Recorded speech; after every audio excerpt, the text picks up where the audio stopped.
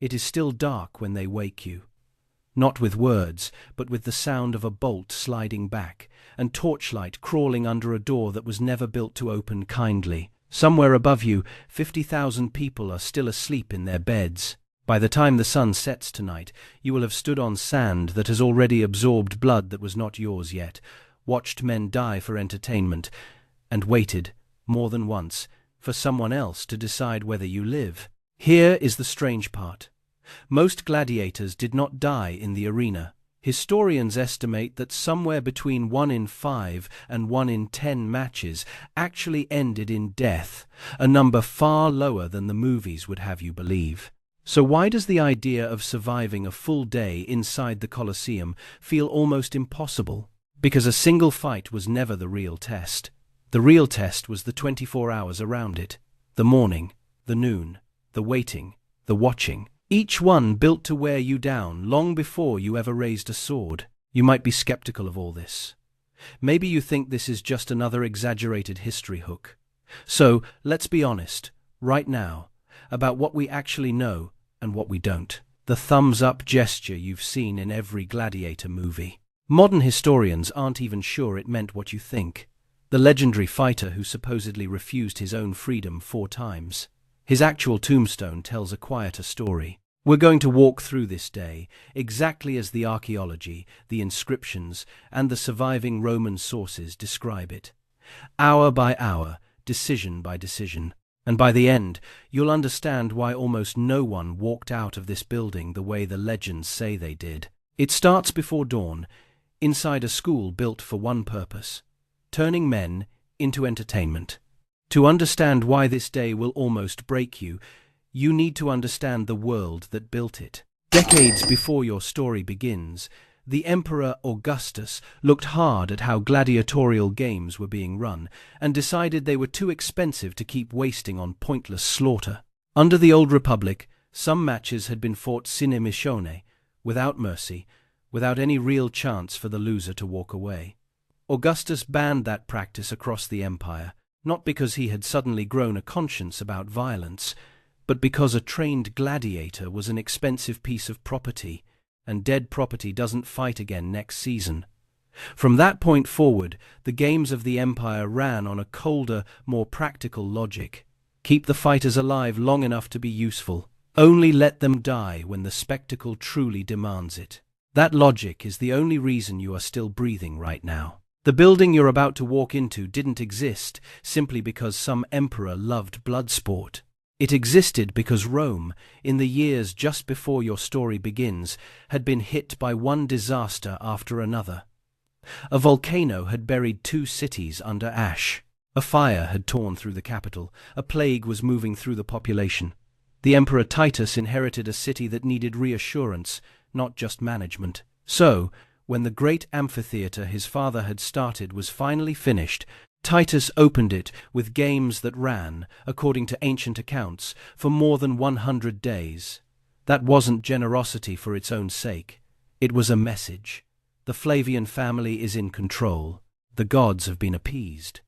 Rome is still Rome. That message needed raw material. That raw material was you. The whole institution didn't even start as entertainment. The earliest matches were funeral rites, fights staged at the graves of important Roman men, originally meant as a kind of blood offering to honor the dead. Over the following centuries, that private ritual slowly turned into public spectacle, and public spectacle slowly turned into one of the most effective political tools the Roman state had ever stumbled onto. By the time of the empire, an emperor wasn't simply permitting violence for its own sake. He was running, in effect, the single largest entertainment industry in the ancient world. And, like any industry built on a renewable resource, it needed that resource kept alive long enough to be worth the investment. There's a colder explanation sitting underneath all of this too, one ancient writers themselves sometimes pointed to directly. A population spending a full day watching staged combat and public execution is a population that isn't gathering in the forum to argue about grain prices, taxation, or who should really be holding power. The games gave Rome's crowd somewhere to aim its energy, its anger, even its political opinions, channeled safely into cheering, booing, and occasionally demanding mercy for a single defeated man, instead of aiming any of that same energy at the people actually running the empire. If you're new to this channel, this is exactly the kind of history we dig into here. The parts that never make it into the highlight reel.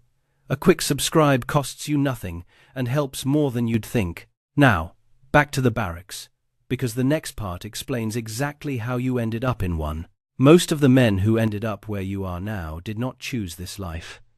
Many were prisoners of war, captured in one of Rome's endless border conflicts and shipped back as property. Others were enslaved people, sold directly into the training schools by their own masters. Some were criminals, condemned by a court to spend whatever years they had left entertaining a crowd instead of serving a quieter sentence somewhere out of sight.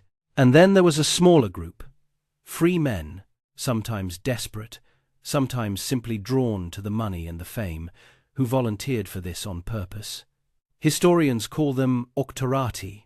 By taking the gladiator's oath, a free Roman citizen willingly surrendered almost everything that made him a citizen, agreeing to be flogged, branded, or killed outright if his masters ever demanded it. Whichever door brought you here, the law now classifies you the same way: infamous, disgraced, stripped of the basic legal protections an ordinary Roman took for granted.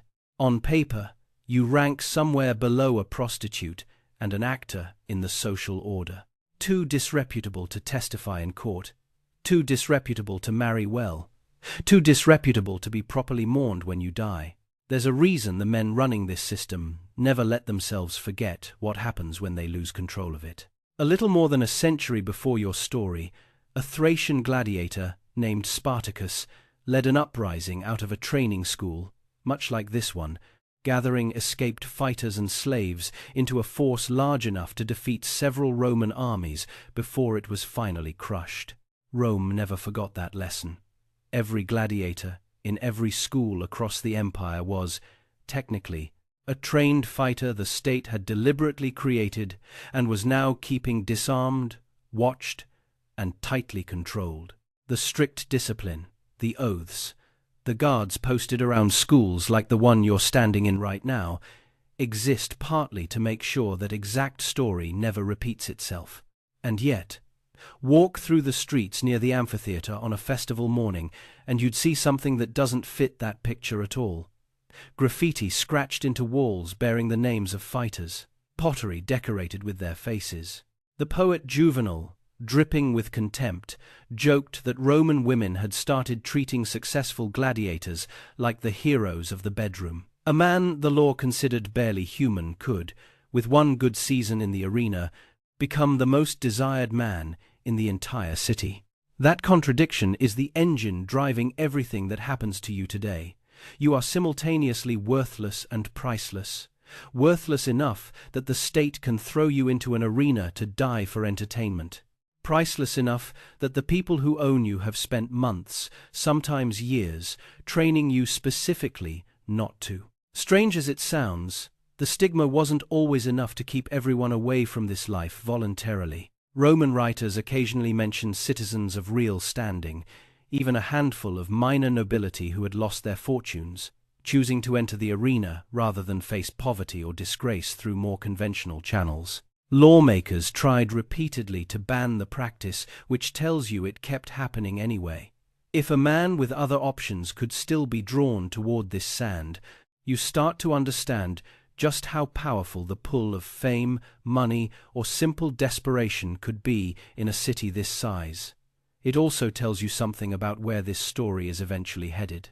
If ordinary citizens occasionally crossed into this world by choice, it was only a matter of time before someone already holding all the power in Rome decided he wanted a turn on that sand too. Above you, in a political world you'll never personally enter, just as much is at stake. For an emperor, a flawless day of games is proof that the empire is generous, orderly, and entertaining enough to keep its largest city happy.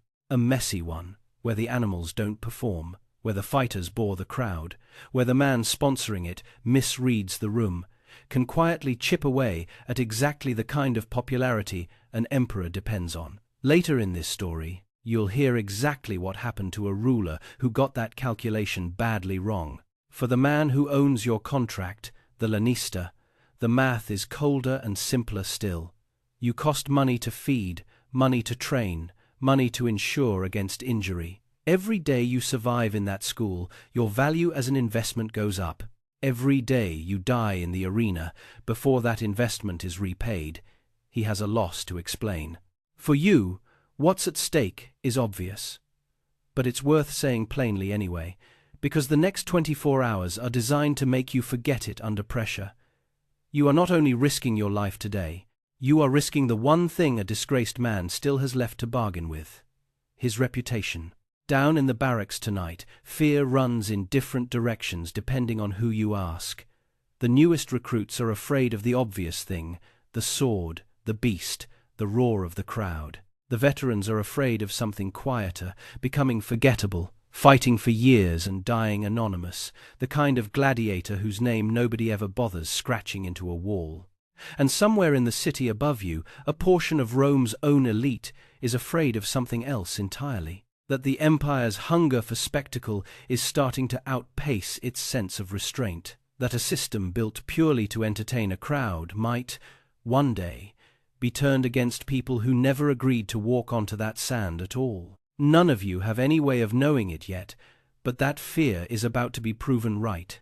Just not today, and not by anyone standing in this barracks. Today, the only thing you need to survive is the next 24 hours. And the first lesson you're about to learn is that surviving those hours has almost nothing to do with how well you can swing a sword. The school they brought you to is called the Ludus Magnus, and if you didn't know any better, you might mistake it for a small fortress. It sits close enough to the Colosseum that a tunnel runs directly beneath the street connecting the two buildings, so close that on quiet nights, fighters swear they can already hear the crowd roaring before they've even left the barracks. At its peak, this single school could hold more than 1,000 fighters, training inside a practice ring built roughly a third the size of the real arena waiting outside. The man who runs this place, the lanista, thinks about you the way a stable owner thinks about a racehorse. Not unkindly, necessarily, but never sentimentally either. Beneath him are the doctores, trainers who are almost always former gladiators themselves, men who survived long enough to teach instead of fight.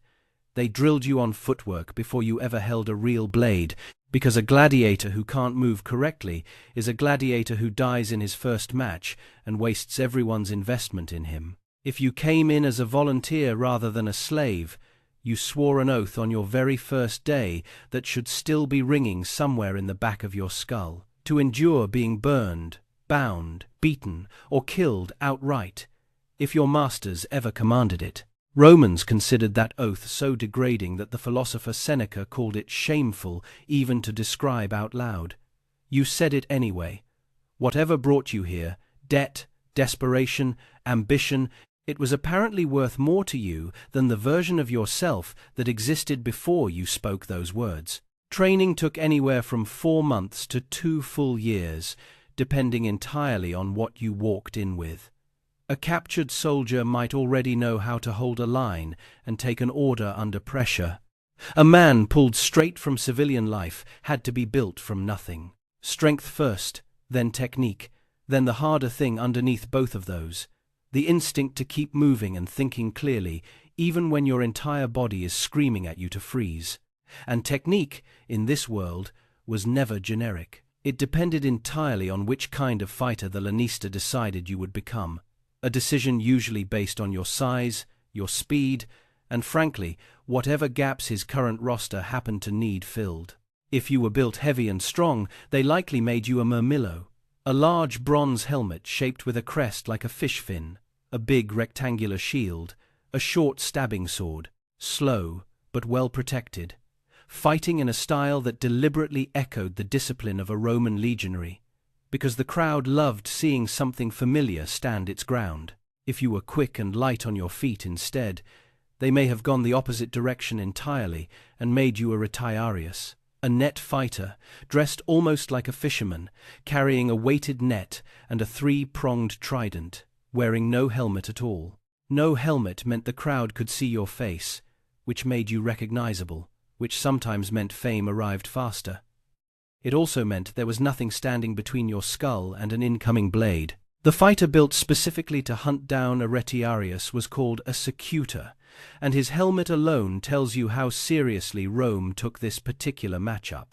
Unlike most other gladiator helmets, the secutor's was smooth and rounded, almost featureless, with only two small eye holes cut into it, a shape chosen on purpose because a smooth surface gave a thrown net nothing to catch on, and deflected the glancing edge of a trident instead of trapping it against the metal. There were others too. The thrakes, fighting with a small square shield and a curved blade built for quick angled strikes against heavier opponents. The hoplomachus, carrying a spear and a small round shield, more closely resembling a Greek soldier than a Roman one. Every pairing inside that arena was chosen on purpose, heavy against light, armored against fast, familiar against exotic. Rome was never interested in fair fights. Rome was interested in interesting ones. Whichever role you were assigned, your diet for months has been built around one goal: bulk, endurance, and recovery. Mostly grain, mostly vegetables, supplemented with meat whenever training intensity demanded it, enough that ordinary Romans sometimes mocked gladiators as men who ate like livestock. The mockery never mattered. What mattered was whether your body could survive 10 to 20 minutes of full contact combat in heavy armor without your legs finally giving out, because that's roughly how long historians estimate a real bout actually lasted. Far shorter and far more exhausting than any movie fight, with no rounds, no breaks, and absolutely no mercy for bad cardio. The wooden practice weapons you trained with for months were deliberately weighted to be roughly twice as heavy as the real blade waiting for you today, and your practice shield carried extra weight too. For the same reason a boxer trains with gloves heavier than the ones he actually fights in. Every repetition against that extra resistance was building exactly the kind of raw strength a real bout, packed into a handful of violent minutes, would demand from you all at once.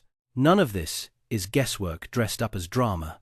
Archaeologists excavating a gladiator school near the town of Carnuntum, on the empire's northern frontier, uncovered training rings, cell blocks, and skeletal remains consistent with intense physical conditioning and a diet heavy in grain, matching almost exactly what ancient writers described centuries ago. One gladiator historian at Harvard called the discovery a rare, vivid glimpse into daily life on the cold edge of the Roman world, far from the marble glamour of the capital. Whatever school trained you, the bones tell roughly the same story everywhere. This was an athlete's existence, built and broken in close to equal measure. A gladiator who survives long enough to actually earn the rudis doesn't necessarily disappear from this world either. Some go on to train the next generation themselves, as doctors. Others, once free, return to the sand anyway, this time fighting for a fee paid directly to them instead of to whoever used to own them, professionals now instead of property. Despite everything pulling you toward becoming someone's entertainment, the barracks themselves often built something unexpectedly close to family. Men who might face each other in the arena months from now share meals tonight, trade technique, tend each other's injuries in the meantime. It's a strange kind of intimacy, built among people whose entire professional purpose is the controlled risk of eventually killing one another. But in a life this isolated from ordinary Roman society, the men beside you in this barracks may be the closest thing to genuine loyalty you have left. None of that changes what's waiting outside these walls tomorrow. It just means you won't be facing it entirely alone tonight. Tomorrow, which is to say today, the day you're about to walk into, follows a structure that hasn't changed in longer than anyone in this barracks has been alive.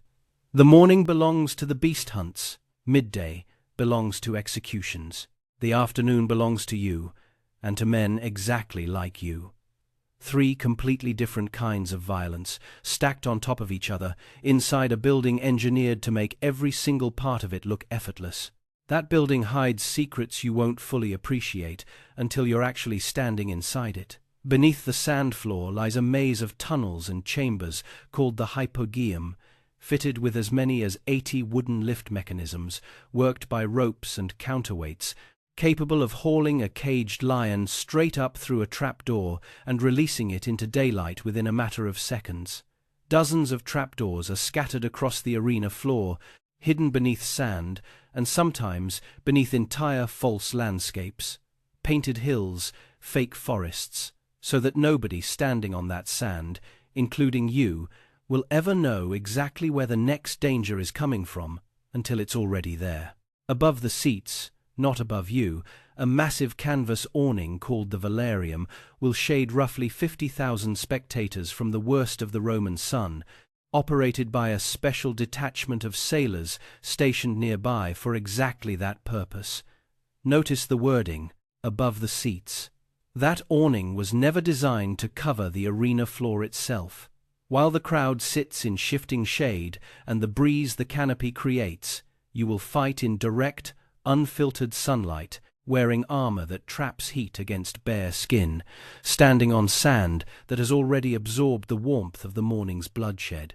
Tonight, the night before, is when this entire system briefly remembers you're human. There's a final shared meal, sometimes a slightly better one than usual, and some fighters quietly make offerings to Nemesis, the goddess Romans associated with fate and retribution, hoping she tips tomorrow's outcome in their favor. It's a strange kind of comfort. Praying to the goddess of consequences the night before you might become one yourself. Here's the part almost nobody tells you. A huge amount of what happens tomorrow was never within your control to begin with. Whether you face a nervous rookie or a 15-fight veteran, whether the editor sponsoring tomorrow's games wants a quick, brutal show or a longer technical one that lets both fighters look skilled enough to survive it, whether your name has built up enough of a following that the crowd might genuinely fight for your life if it comes down to a vote, skill matters. It always matters. But skill operates inside a system that other people finished designing long before you ever stepped onto that sand. Quick question, before we go any further. If you had to choose right now, would you rather be the heavily armored Secutor, slower but protected, or the nearly naked Retiarius, fast but one mistake from disaster? Drop an S or an R in the comments. I'm genuinely curious, which one wins out? Every person in this barracks tonight is making the same quiet assumption, that tomorrow will unfold roughly the way training and experience predict it should. History is absolutely full of days that proved exactly how wrong that assumption can be. Morning arrives as noise before it arrives as light. You hear the city outside the tunnel walls before you see any part of it. Vendors setting up, the low murmur of a crowd already gathering hours before the gates even open, because in a city of roughly 1 million people, a free day of games at the Colosseum is the single biggest entertainment event most residents will ever attend in their lives. You're marched through the underground corridor, connecting the school to the arena, the same tunnel built specifically so fighters could move from barracks to battlefield without ever being seen by the public until the exact right moment. Above you, muffled through stone, the sound starts to change, less murmur now, more roar. The opening procession, the pompa, brings you out into daylight for the first time today. Whatever this moment is supposed to feel like, honor, ceremony, tradition, your body doesn't fully buy any of it. 50,000 people. The shape of the building means the sound never comes from one direction. It comes from everywhere at once, bouncing off stone tiers stacked higher than you've ever stood in your life. The sand beneath your sandals is already warm. Somewhere under that sand, in tunnels you can't see, the next several hours are already loaded and waiting. Dust kicked up by the morning's preparations still hangs faintly in the air, and the heat is only beginning to build toward what it will become by mid-afternoon. This is the part the movies always skip, because it doesn't involve a sword. But it's the part that decides whether you'll have anything left in your legs by the time your own fight actually arrives. You haven't fought anyone yet. You won't, for hours. Right now, the only thing required of you is to stand here, in front of everyone, and absorb the sheer scale of what you've agreed to survive. Look up, and you'll see exactly how deliberately this building sorts the people watching you. The closest seats, ringside, belong to senators and the emperor himself, if he's chosen to attend today. Behind them, in rising tiers, sit the equestrians, then ordinary citizens, then, near the very top, women and the poorest residents of the city, pressed furthest from the action, but still close enough to see everything that matters. Even your death, if it comes to that, will be witnessed according to Rome's exact social order. The editor, sponsoring today's program, the man whose money paid for the animals, the prisoners, and your own appearance here, sits somewhere prominent enough to be seen reacting. His mood today, generous or impatient, expansive or stingy, will end up shaping decisions later in this day far more directly than anything you manage to do with a sword. Then the procession moves on, and you're pulled back toward the tunnels to wait. The morning no longer belongs to you, it belongs to the animals. The first sound from the hypodium doesn't come from a human at all. It's low, and it carries, and within a few seconds the crowd's noise jumps an entire register, because they heard it too, and they already know exactly what it means. A trapdoor you never noticed, one of dozens scattered under the sand, some hidden beneath fake rocks or painted scenery built to resemble a distant province, drops open, and a lift mechanism somewhere below sends a cage rising straight into daylight. The whole release can take only a few seconds. One moment there's empty sand, the next there's a lion, or a leopard, or something stranger, and the men assigned to face it get no more warning than the crowd does. These men are venatores, professional animal hunters trained separately from gladiators like you, sometimes for years on end.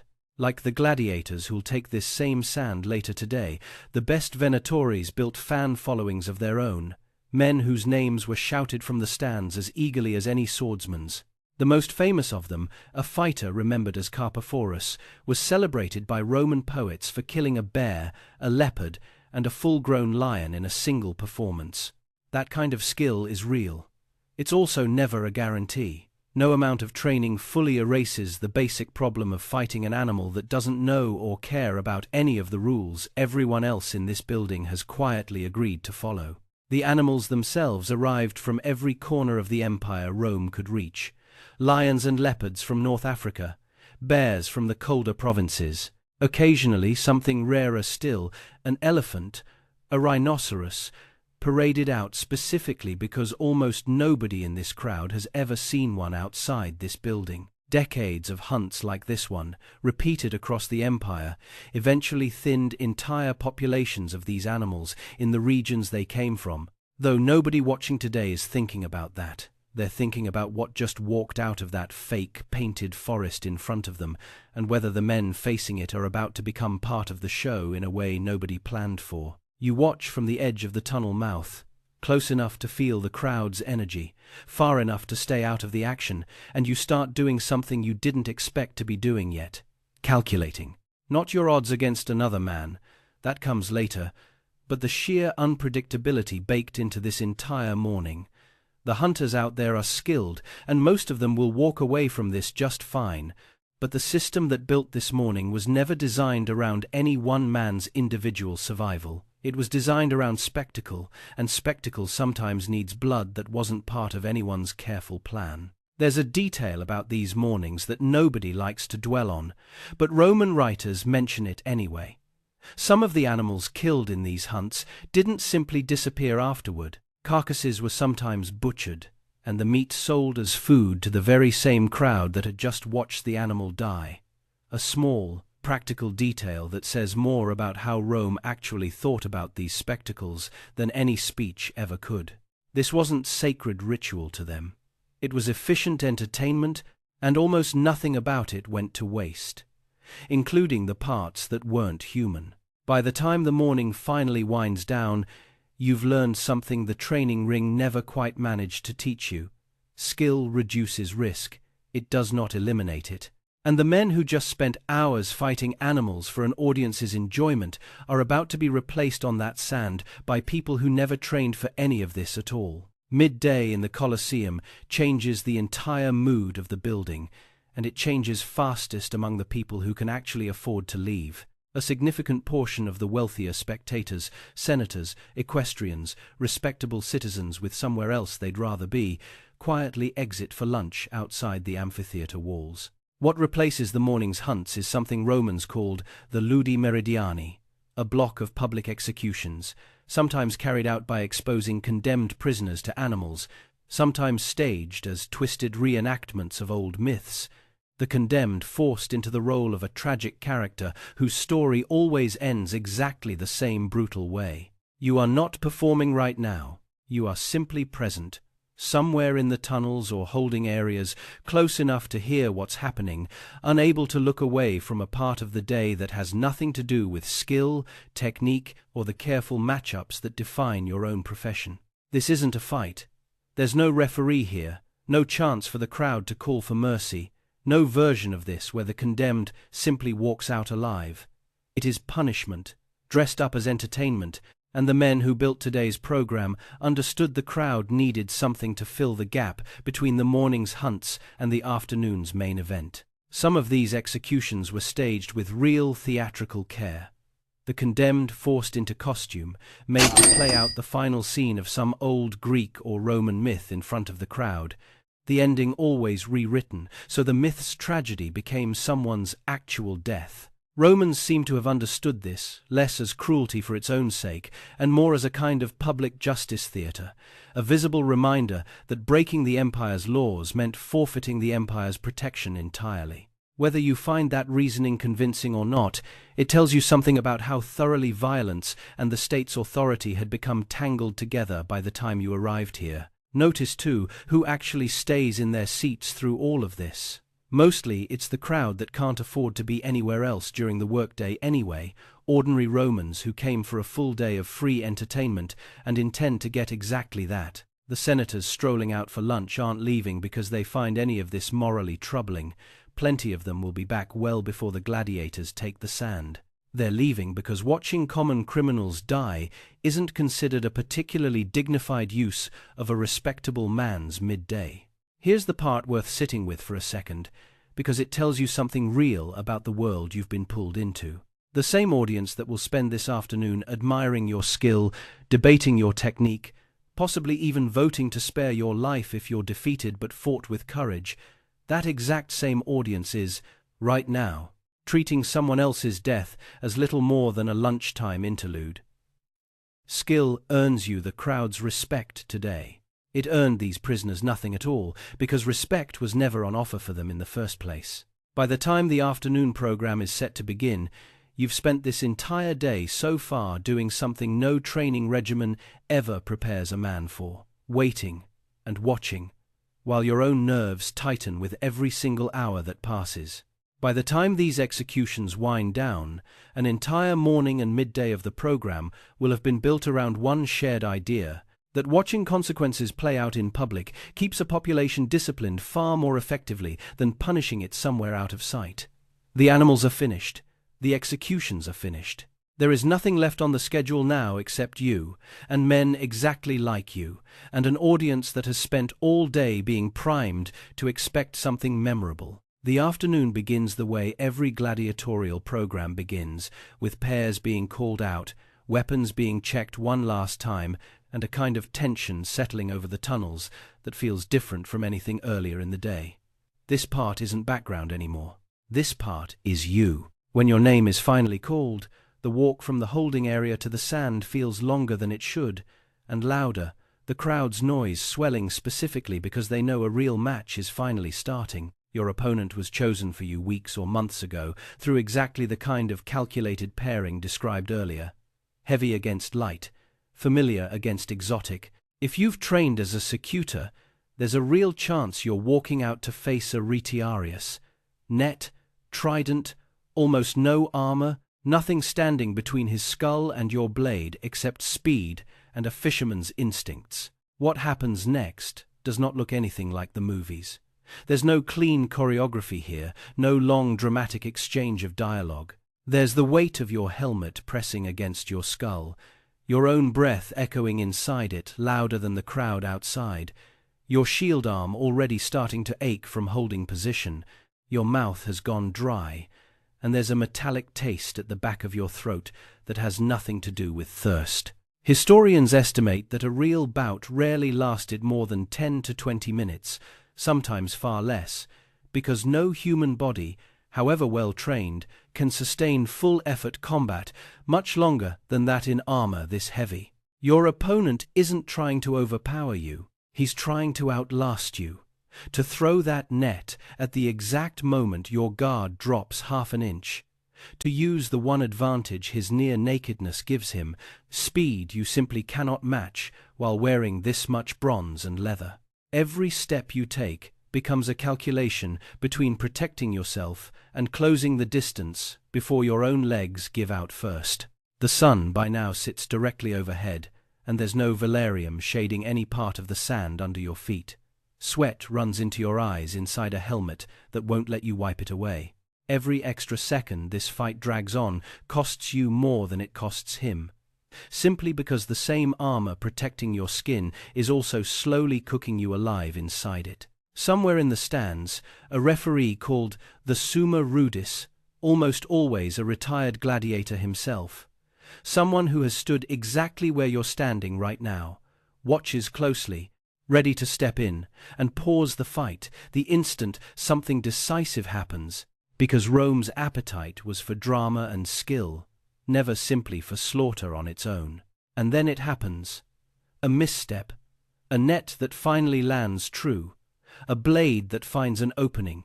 Whichever direction the fight breaks, there's a moment where one of you is down, disarmed, or simply spent beyond the point of continuing. The crowd's noise changes one more time, dropping into something tighter and more focused, because now comes the part this entire program has been building toward. The decision. This is where popular memory and historical reality split apart completely. You've probably seen the version in films. A thumb turned down means death. A thumb turned up means mercy. Decided in an instant by whoever happens to be watching. The actual historical record is far less tidy than that. The Latin phrase Roman writers used, pollis verso, simply means with a turned thumb, and ancient sources never specify which direction that turn actually went, or whether it even involved the thumb pointing up or down at all. Modern historians who've spent entire careers studying this single gesture still disagree, and some now argue the popular version may have the meaning backward completely, that a closed fist may have signaled mercy, while an extended thumb, however it was angled, may have signaled the exact opposite of what a century of paintings and films taught all of us to expect. What we do know is this. The decision was never purely democratic, and it was never purely the emperor's whim either. It usually belonged to the editor, the wealthy sponsor or official who paid for the entire day's program, but that decision was heavily, deliberately shaped by the noise of the crowd around him. A defeated fighter who fought with visible skill and courage had a real chance of walking away. One who didn't, who panicked or begged or simply failed to entertain, had a much thinner one. Historians studying the surviving record suggest that an editor inclined to please his crowd, rather than simply follow his own whim, tended to spare defeated fighters more often than not, if only because a reputation for needless cruelty could cost a sponsor goodwill he might need later. None of that is much comfort to the man actually kneeling in the sand, who has no way of knowing, in the moment, which kind of editor happens to be watching him today. Either way, in the 1st century, the math worked out to roughly this.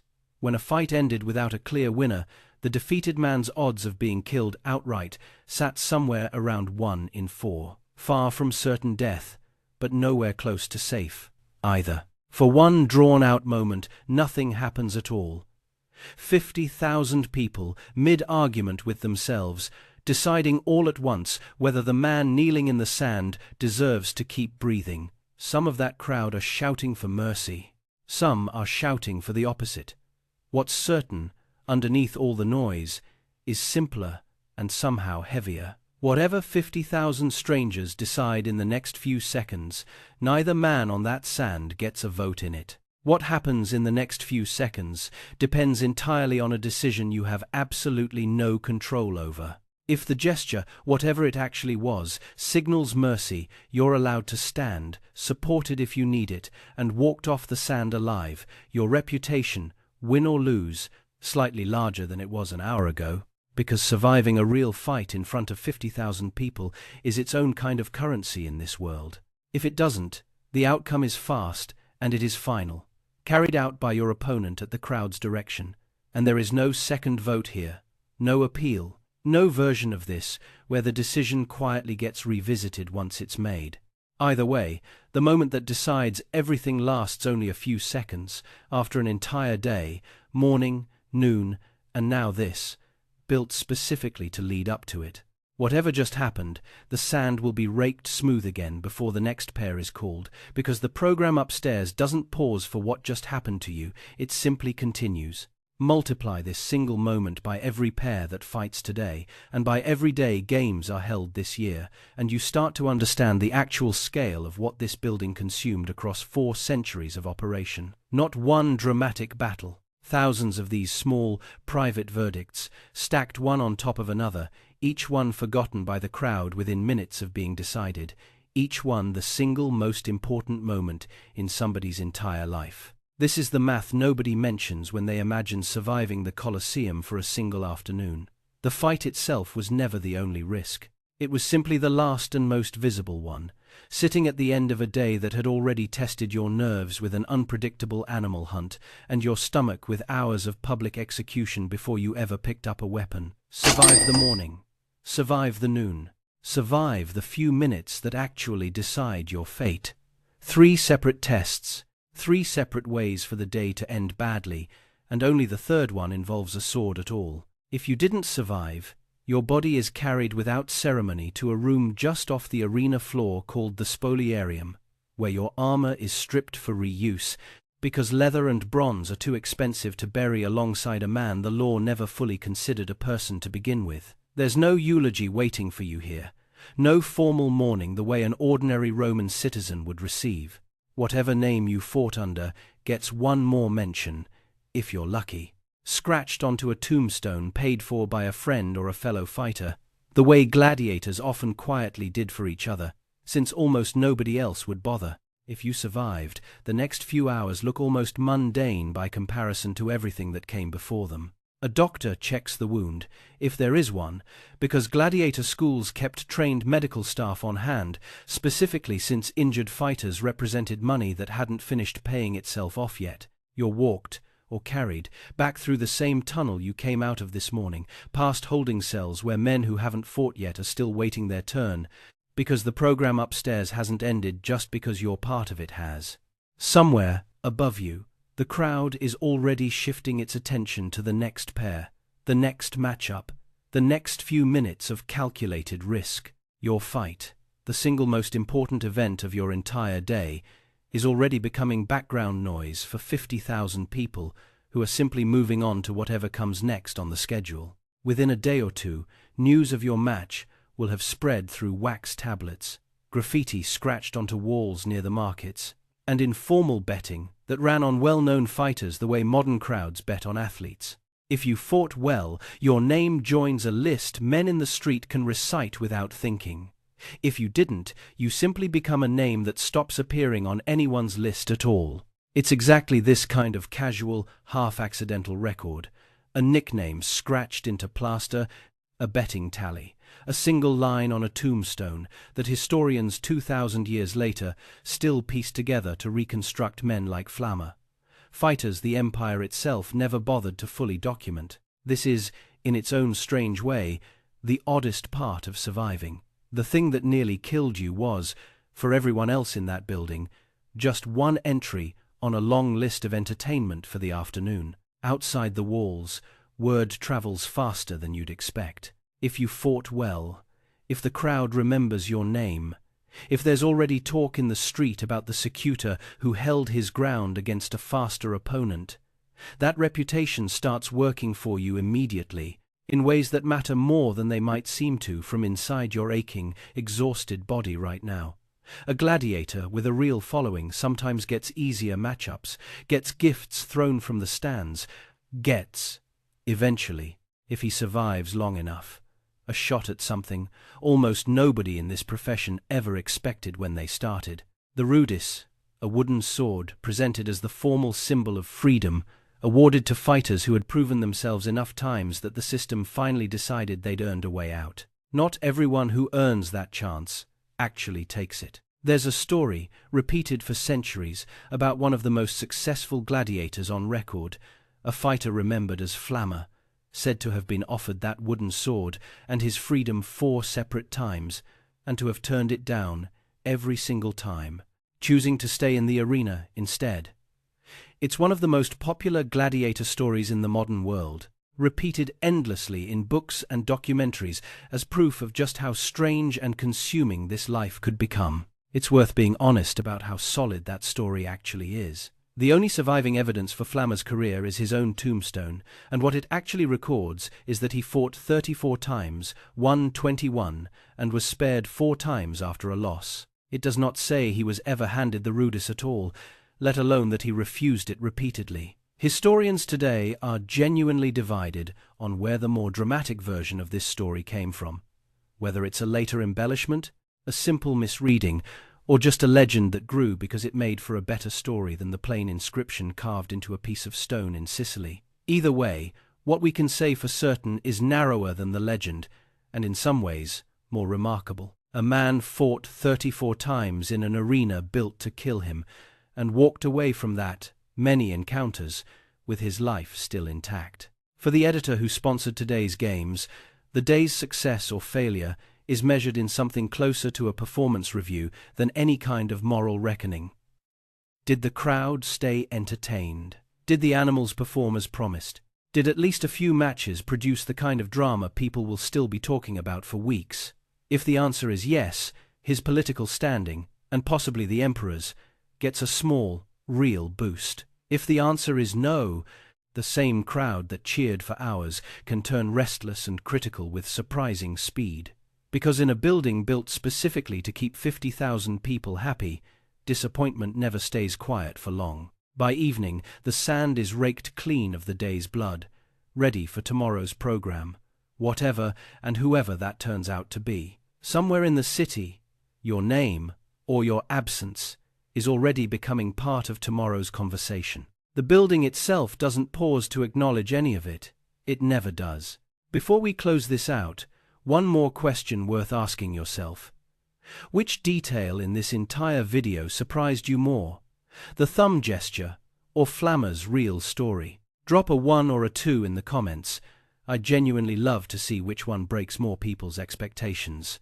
For nearly 4 centuries, this exact cycle, beasts in the morning, executions at noon, gladiators in the afternoon, repeated itself inside this building, with surprisingly little variation in structure, even as emperors, dynasties, and entire political systems rose and collapsed around it.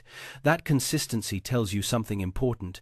This was never simply violence for its own sake. It was infrastructure. A tool every emperor needed, regardless of how he ruled otherwise, to keep the population of the largest city in the ancient world entertained, distracted, and loyal. Most emperors understood the boundaries of that tool instinctively. They sponsored games, sometimes attended, occasionally staged, a harmless mock combat of their own to win a little cheap popularity. Few of them made the mistake of taking it too far. Commodus did. Roman sources describe an emperor who fought in the arena himself, by some accounts hundreds of times, but whose opponents almost always yielded the moment they recognized exactly who they were facing, turning his so-called victories into a hollow performance rather than a genuine contest. Worse, by multiple ancient accounts, he sometimes had wounded soldiers and people with physical disabilities brought into the arena specifically so he could kill them for sport, a level of cruelty that disturbed even a Roman public that had spent its entire life watching staged violence. It's one of the clearer lessons buried inside this entire history. The system of the games depended on the crowd believing the danger was real and the outcome was earned. The moment an emperor turned that system into something rigged purely for his own ego, the same public that had cheered for honest fighters for centuries started losing patience with him instead. Commodus was assassinated in 192 AD, and while his obsession with the arena wasn't the only reason, ancient historians clearly saw it as part of the pattern that turned the public, and eventually his own inner circle, against him. There's a broader lesson sitting underneath all of this, one that has nothing to do with swords or sand. Spectacle only works for as long as people believe what they're watching is real. The moment it's exposed as rigged, whether that's a fixed gladiator fight under Commodus, or simply a thumb gesture whose true meaning got flattened into a tidy movie cliché 2,000 years later, the story people remember stops being history and starts being performance instead. And performances, eventually, get questioned. That's worth remembering the next time you watch a confident retelling of this exact day, including this one. We've tried to be honest throughout, about where the evidence is solid and where it's genuinely uncertain, the exact death rate, the real meaning of a single hand gesture, whether one legendary fighter truly turned down his freedom 4 times, or whether history simply preferred the more dramatic version of his story. What we don't have to guess about is the building itself. Walk into the Colosseum today and you'll find the sand floor gone entirely, the wooden mechanisms long since rotted away, the hypogeum lying open to the sky for the first time in roughly 1,500 years, tourists looking straight down into the same tunnels where lifts once hauled lions into daylight, where men, exactly like the one you imagined yourself as this entire video, once waited in the dark for a trapdoor to open above their heads. 50,000 people don't gather there anymore. The roar that used to swallow every other sound in the city has been replaced by the quieter noise of camera shutters and tour groups. The building survived. Almost none of the men who once depended on its mercy did. So here's the question worth sitting with after everything you've just heard. If an entire civilization could convince itself for nearly 400 years that this was simply how a normal afternoon was supposed to look, what exactly is it that you and I have normalized today that some future audience, centuries from now, will find just as hard to believe we ever accepted? If this gave you a clearer picture of what that world was actually like, drop a like. It helps more than you'd think. And if you want more deep dives into the real history behind ancient warfare, empires, and the decisions that shaped them, subscribe. There's plenty more of this coming. Thanks for spending this hour with me. I'll see you in the next one.